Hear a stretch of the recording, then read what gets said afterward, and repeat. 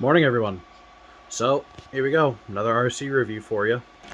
The Tamiya Rising Fighter. Now, two-wheel drive buggy, as basic as it can get.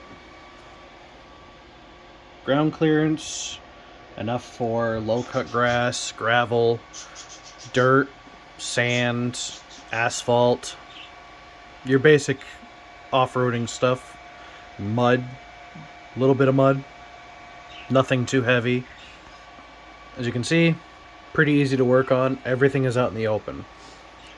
Big upgrade from the Grasshopper is the ability to use actual oil-filled shocks, or you can swap out whichever your shock of fancy. This is just how it came. This one I got as a kit. Somebody had already assembled it, but these kits, brand new, you can find them for about 150 bucks, depending on where you get it. Some may, some retailers may be a little bit more, some may be a little bit less, but they're all usually around 150 bucks. As you can see, 3 screws hold the body on. As soon as that comes off, you have access to all the internals, the ESC, the servo, the receiver. It's all very easy and simple. Everything is very ease of access, ease of maintenance. It's a very simple car to work on. Kind of similar to the original Grasshopper. It's just your basic independent front suspension, your solid rear axle, motor over axle style. Thing Tamiya's been doing forever with these things, except it's got this little slider bit here now to allow for some more articulation, I guess, for the suspension. I mean, makes it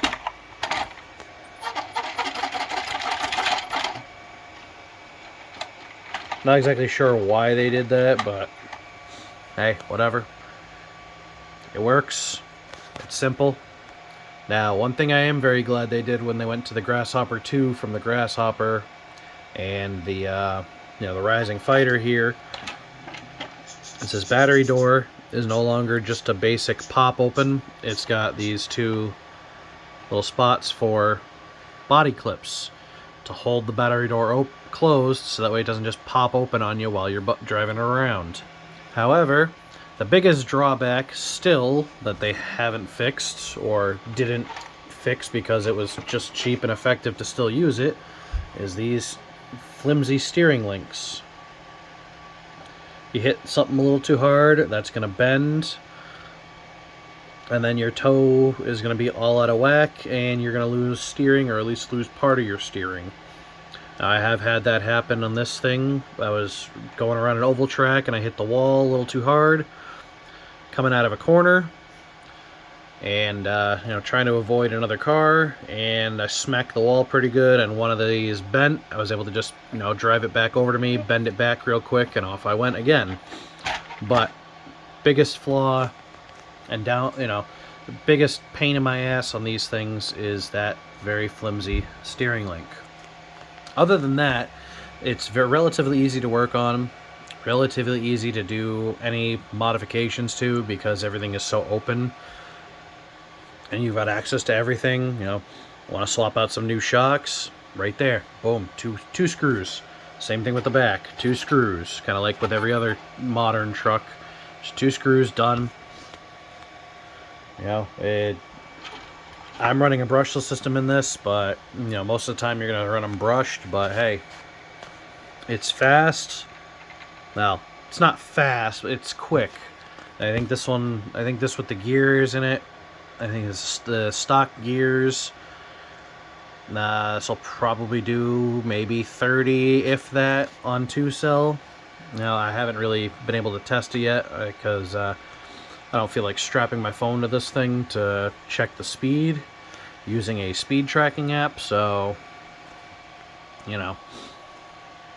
but it is very quick. It handles pretty well. Even with these tires, it handles fairly well. It does very good on dirt. It does very good on asphalt.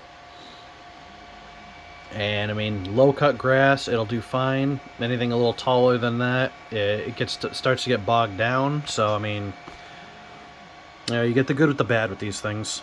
It's just that's just the curse of two-wheel drive buggies.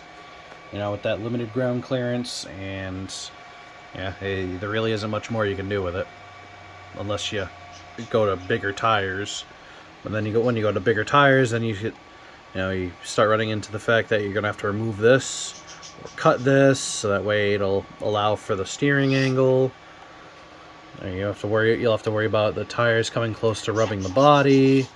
No, so I mean, but there are ways to modify it to suit your needs.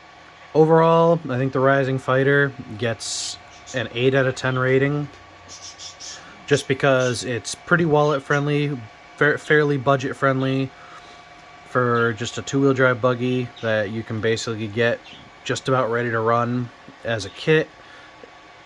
Just add in a couple of electronics and you're good to go. Aside from the steering linkage, there really isn't much that I have to complain about this thing, because it's fairly durable, very easy to work on. And as you can see, the top of mine is pretty scuffed up here. It's taken the abuse that I put it through, so I would say it's fairly durable. Aside from these links that bend occasionally. Other than that, it's fairly easy to work on, it's cheap, and it's a hell of a lot of fun. Thanks for sticking around till the end of the video. If you like this kind of content, feel free to subscribe, hit the like button, and hit the notification bell to be notified about any of my newest videos. If you have any questions or comments, leave them down below in the comments, or feel free to look in the description, and below will be linked all the different social medias you can reach out to me at if you have any questions on anything that you see here content-wise or other. Have a good day, everybody.